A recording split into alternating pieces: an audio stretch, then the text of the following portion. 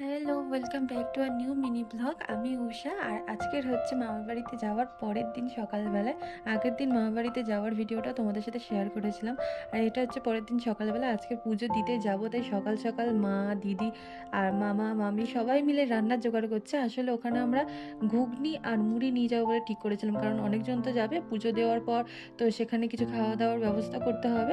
তো সেই জন্য এখানে ঘুগনির কাটাকাটি চলছে। আর অনেক দিন পর সবাই একসঙ্গে হলে না খুব আনন্দ হয়।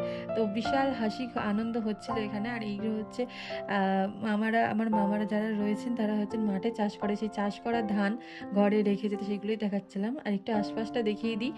গ্রামের পরিবেশ সত্যি আলাদাই পরিবেশ। চারিদিকে পুকুর, বড় বড় গাছ, এগুলো আমাদের এদিকে কিন্তু সচরাচর দেখা যায় না। এখানে দুটো পোলট্রি ফার্ম রয়েছে, মামারা পোলট্রিও পোষে আর গরুও রয়েছে ঘরে, নিজেদের গরুও রয়েছে, গরুও পোষে। আর এখানে যে সাদা সাদা লঙ্কা আমি প্রথম দেখলাম, আর দেখে তো আমি অবাক।